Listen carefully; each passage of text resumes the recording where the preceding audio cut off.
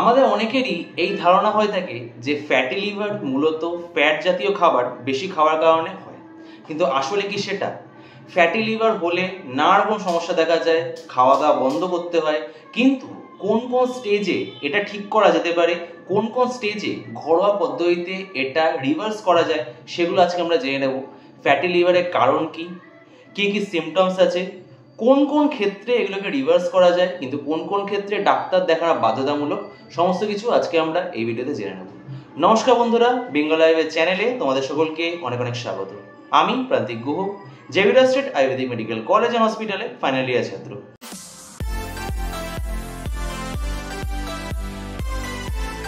Fatty liver নামটা যা বোঝাচ্ছে, অর্থাৎ লিভারের ওপর যখন ফ্যাট জমা হচ্ছে সেটাকে মূলত ফ্যাটি লিভার বলা হচ্ছে। যে ফ্যাট ডাইজেস্ট হচ্ছে না, আমাদের বডি ওটাকে ইউজ করতে পারছে না, সেটা লিভারের ওপর আস্তে আস্তে জমে এই ফ্যাটি লিভারে জন্ম দিচ্ছে। এই ফ্যাটি লিভারকে আরেক ভাষায় বলা হয়ে থাকে হেপাটিক সিটোসিস। এটা মূলত হয়ে থাকে লিভার যখন প্রপার কাজ করতে পারছে না। কিন্তু আয়ুর্বেদের ভাষা যদি বলা হয়, যখন আমাদের অগ্নি বা ডাইজেস্টিভ ফায়ার ঠিক মতো খাদ্য পাচন করতে পারছে না, তখন কিন্তু এই ফ্যাটি লিভারের জন্ম হয়ে থাকে। এবার চলে আসি প্রথম প্রশ্নটায়, বেশি ফ্যাটযুক্ত চর্বিযুক্ত খাওয়া দাওয়া খেলে তবে কি একমাত্র এই ফ্যাটি লিভার হবে? অ্যান্সার ইজ নো, সবসময় না।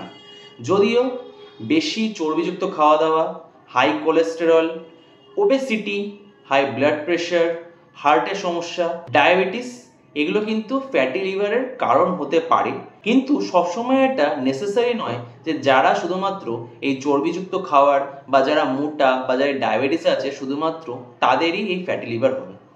এরকমই একটা কেসের কথা বলছি, যেটা রিসেন্টলি আমি ওপিডিতে দেখেছিলাম। সেই পেশেন্টটার ক্ষেত্রে কিন্তু বডি স্ট্রাকচার ঠিক, সে ওবেস না, তার না ব্লাড প্রেশার সমস্যা আছে বা এমন কোনো সমস্যা নেই যেটা, বা সে এমন কিছু চর্বিযুক্ত খাবারও খায় না যার কারণে তার ফ্যাটি লিভার হতে পারে। কিন্তু তার যখন হিস্ট্রি নেওয়া হয়, সেটাতে দেখা গেছে যে মূলত তার ইররেগুলার খাওয়া দাওয়ার জন্য কিন্তু মূলত এই সমস্যাটা হয়েছে। সে পেশায় মিস্ত্রি, বিভিন্ন জায়গায় কাজ করতে হয়, খাওয়া দাওয়াটা ঠিকঠাক সময় হয় না, বাইরে বাইরে থাকতে হয়। ঠিক সেই কারণের জন্য যখন ঠিক সময় খাওয়া দাওয়া হচ্ছে না, আমাদের অগ্নি বা ডাইজেস্টিভ ফায়ার সেটা ডিস্টার্ব হচ্ছে, সেখান থেকে কিন্তু ফ্যাটি লিভার সৃষ্টি হতে পারে। আমরা যে ফ্যাটযুক্ত খাবার খাচ্ছি সেটা যখন ঠিকঠাকভাবে ডাইজেস্ট হচ্ছে না, ইররেগুলার খাওয়া দাওয়ার জন্য হতে পারে, বা যখন সেই খাওয়া দাওয়াটা পাচন করার মতো প্রয়োজনীয় কাজ আমরা করছি না। সাপোজ যাদের মূলত কাজ ম্যাক্সিমাম টাইমে বসে থাকা, বিশেষ বডি নড়াচড়া হচ্ছে না, আমাদের বডিকে বিশেষ শক্তি ক্ষয় করতে হচ্ছে না সেই বডিটাকে চালানোর জন্য, সেই সব ক্ষেত্রে যখন আমরা হাই ক্যালোরিযুক্ত ফুড খাচ্ছি বা খুব ফ্যাটি ফুড খাচ্ছি, সেই খাবারগুলো কিন্তু প্রপার ডাইজেস্ট হচ্ছে না, আর সেই খাবারগুলো আস্তে আস্তে আমাদের লিভারের ওপর কিন্তু জমতে শুরু করছে। কারণ সেটা যখন কোনো রকম কাজে লাগছে না, সেটা আমাদের বডিতে বাড়তি বা ওয়েস্ট প্রোডাক্ট হয়ে যাচ্ছে, সেটা যখন কোনো কাজে লাগছে না, সেটা আস্তে আস্তে লিভারের ওপর জমা হয়ে এই ফ্যাটি লিভার কারণ করছে। এবার ফ্যাটি লিভার কোন কোন খাবারের ক্ষেত্রে বেশি হতে পারে? সেটা ক্রিম হতে পারে, ডিমের কুসুম হতে পারে, রেড মিট বা মাংস হতে পারে, বিভিন্ন হেভি খাবার যেগুলো মূলত আমাদের বডির ডাইজেস্ট করতে সমস্যা হচ্ছে, যেখান থেকে কিন্তু ফ্যাটি লিভার সৃষ্টি হচ্ছে।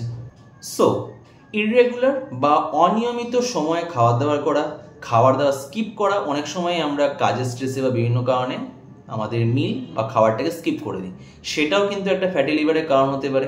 আবার বেশি ফ্যাটযুক্ত চর্বিযুক্ত তেল মশলাওয়ালা খাবার খাওয়া, কিন্তু তার এগেনস্টে ঠিকঠাকভাবে কাজ না করা বা বডিকে প্রপার এনার্জি ইউটিলাইজ করতে বাধ্য না করা, সেটা কিন্তু আমাদের ফ্যাটি লিভার হওয়ার সম্ভাবনাকে দিন দিন বাড়িয়ে দিচ্ছে। এবার আমরা আলোচনা করব যে ফ্যাটি লিভারে কি কি স্টেজ আছে। Stage 1 steatosis. এই স্টেজে কি হচ্ছে? ফ্যাটটা লিভারের ওপর আস্তে আস্তে জমা শুরু হচ্ছে। Stage 2 inflammation.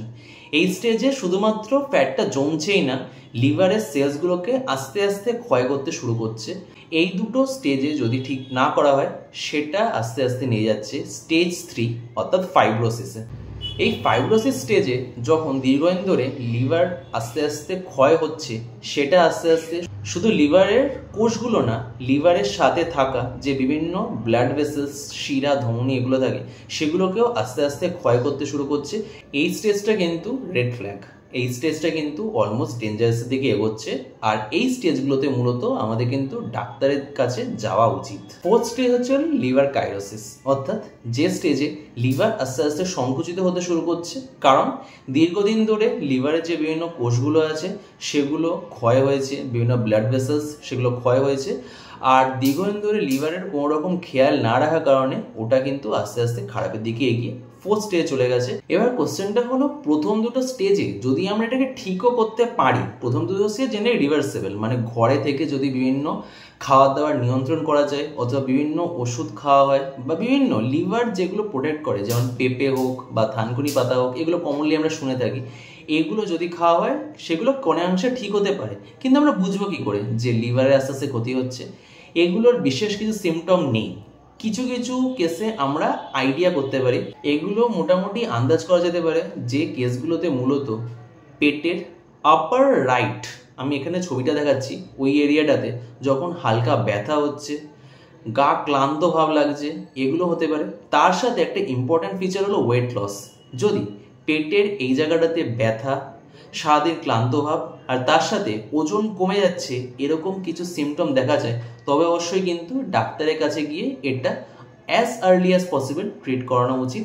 অন্যান্য যদি ল্যাবরেটরি এক্সামিনেশনের কথা বলা হয়, তো সেক্ষেত্রে একটা ইউএসজি, কেইউবি এটা করানো যেতে পারে, অথবা ব্লাড টেস্টের মধ্যে এলএফটি, এই টেস্টটা কিন্তু করানো যেতে পারে। কিন্তু যখন স্টেজ 3 বা 4-এ চলে যায়, তখন বুঝতে অনেকটা লেট হয়ে যায়। কিন্তু তবুও স্টেজ 3 আসার আগে কিছু কমন সিমটমস, যেমন গা, হাত পা বিভিন্ন জায়গা হলদে হয়ে যাওয়া, চোখের স্ক্লেরা বা সাদা পাট যেটা সেটা হলদে যাওয়া, ডার্ক স্টুল, ডার্ক ইউরিন, এগুলো কিন্তু খুব কমন সিমটমস দেখা যায়।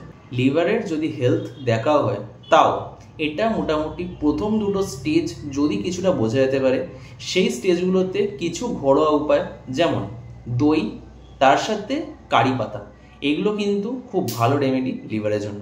তাছাড়া বিভিন্ন খাবার যেমন থানকুনি পাতা, পেঁপে, এগুলো কিন্তু লিভারের জন্য খুবই ভালো ওষুধ হিসেবে কাজ করে। তাছাড়া বিভিন্ন লাইফস্টাইল চেঞ্জিংয়ের মাধ্যমে আমরা কিন্তু এটাকে অনেকাংশে ঠিক করতে পারি, যেমন ঠিকঠাক সময় হাঁটা, ঠিকঠাক সময় ঘুমাতে যাওয়া, খাওয়ার দাওয়ার টাইমগুলোকে স্কিপ না করা বা চেঞ্জ না করা, ফ্রি হ্যান্ড এক্সারসাইজ করা, এক জায়গায় বসে না থেকে বডিকে একটু হলেও খাটানো বা কাজ করা, যাতে বডিকে তার এনার্জি কিছুটা খরচ করতে হয়, যার ফলে সেই ফ্যাটটা কিন্তু আস্তে আস্তে অ্যাকুমুলেট হবে না, সেটা কিন্তু আস্তে আস্তে খরচ হবে। এগুলো স্টেজ 1 আর স্টেজ 2 এই দুটোর জন্য ঠিক আছে। কিন্তু যখনই সেই পেটে ব্যথাটা মারাত্মক হয়ে যাচ্ছে বা অন্যান্য সিমটমসগুলো দেখা যাচ্ছে, অর্থাৎ স্টেজ 3 বা স্টেজ 4-এ চলে যাচ্ছে, তখন কিন্তু অবশ্যই ডাক্তারের পরামর্শ নেওয়া উচিত, সেটা আয়ুর্বেদিক হোক অথবা অ্যালোপ্যাথি। সুস্থতা মূল লক্ষ্য, তো সেখানে কিন্তু অবশ্যই ডাক্তারের পরামর্শ নেওয়া উচিত, আর সেই বুঝে ওষুধ খাওয়া উচিত। এই ছিল আজকের ভিডিও। যদি ভিডিওটা ভালো লেগে থাকে, please like, share and subscribe Bengal Ayurveda. ধন্যবাদ।